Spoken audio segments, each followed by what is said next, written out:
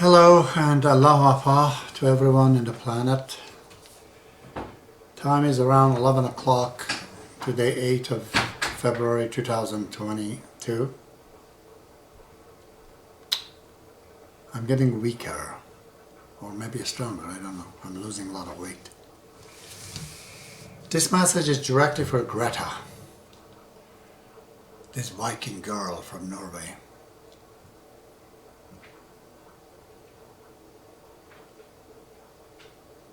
I have been speaking sometimes in the past to the environmentalists, and I'm very disappointed at them as well.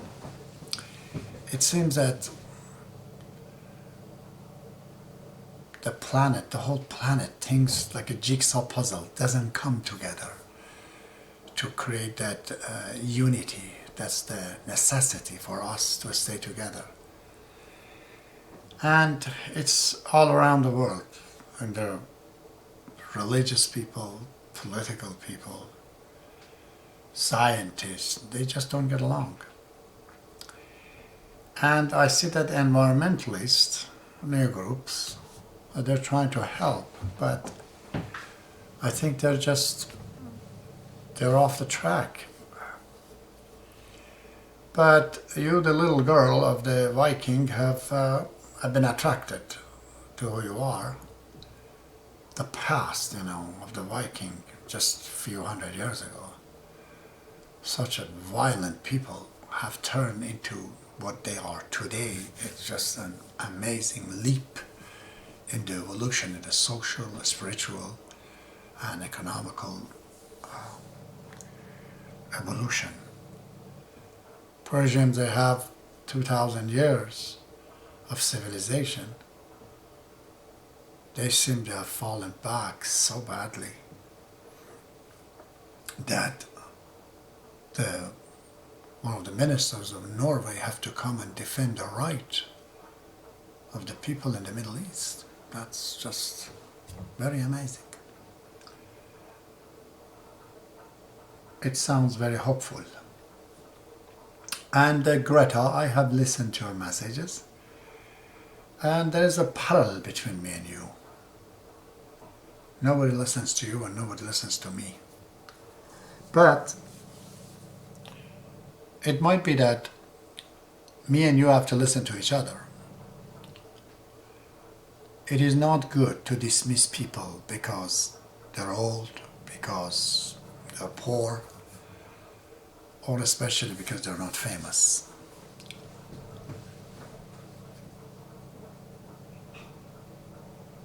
There is for sure a sense of honesty in you that I feel. A cause that you feel that you have to do.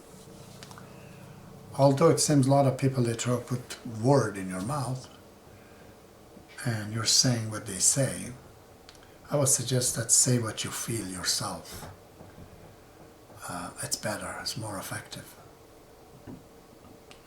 But today my talk to you is that I don't know, maybe I'm stupid. But why these environmentalists, why are they taking their plight in a wrong way?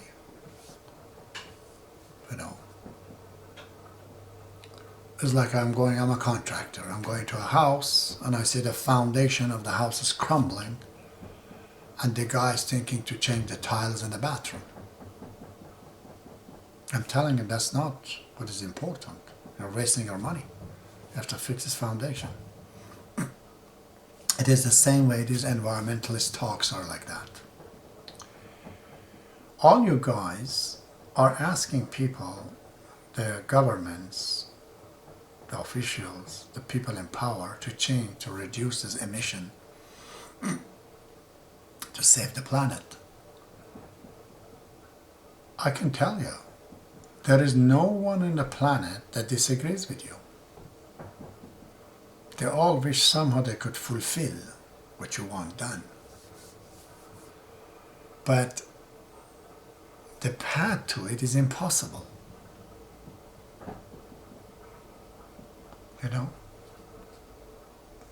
You're talking in a dead end street and you want to go to reach to your destination, but the street in front of you is a dead end. What do these environmentalists they want from the world? Let's say people of your country and Europe listens to you. Let's say Canada and United States listens to you. What about India? What about China? What about Africa? What about South America? They can't listen to you. They can't fulfill what you guys are saying. I've been in India. The guy was telling me that. What this European wants from us? That we die and they can live good in Europe? Because if we don't work in this asbestos that they have in India, I told him, but this is definitely harmful to you, to yourself, to your lung, to the people around. He says, well, if I don't work, I'll die tomorrow. I have no saving. I have kids at home. I have to work. This way I may die after 5-6 years. But if I don't work, I'll die tomorrow. Kids have no money. So what are we asking these people to do? To die for us? Because they can't do that. It's very clear. If you can't see this and you don't understand that, then you're a cartoon. Like the rest of the things, you know. But the question, of course, comes, so what has to be done? I think we have to look everywhere in the planet for the solution. A solution came in 1844 by a group called Baha'i faith. Baha'u'llah, which is the glory of God, is the founder of this faith, this religion, this movement. He has recognized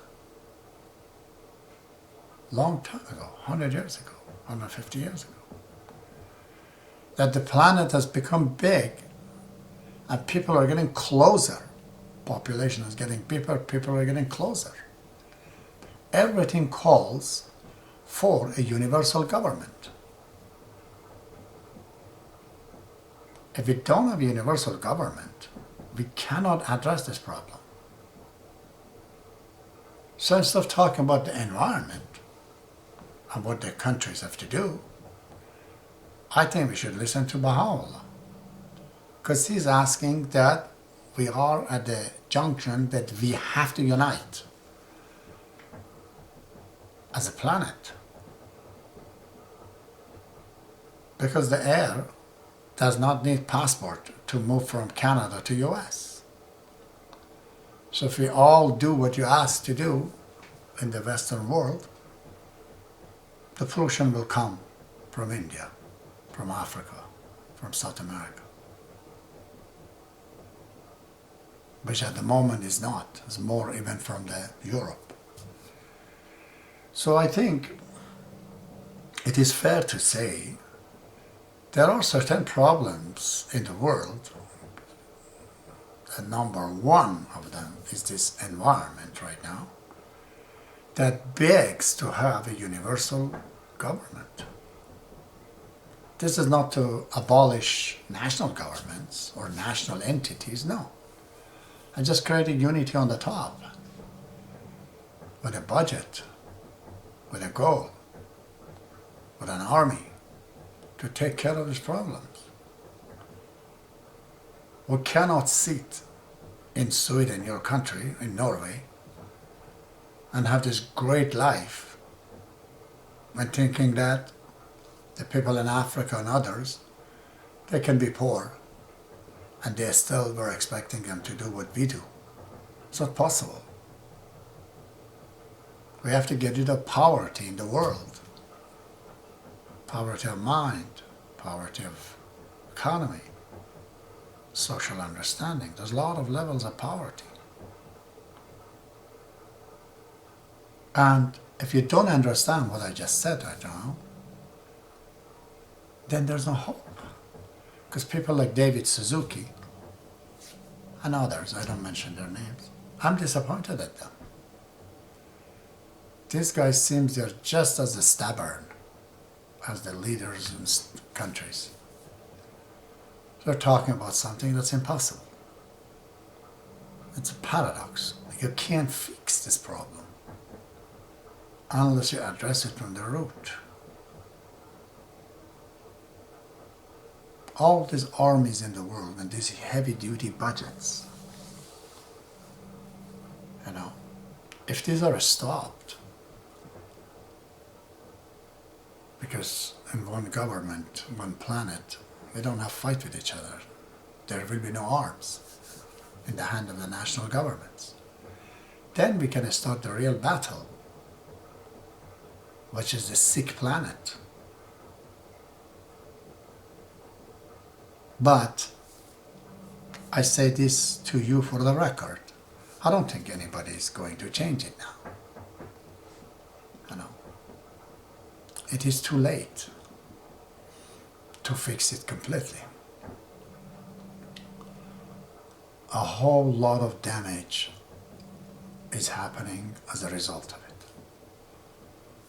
This COVID is the beginning of something big, and it will keep coming because we don't understand that we have to put these pieces of jigsaw puzzle together in a universal form, a universal power, not this United Nations of the white people, United Nations.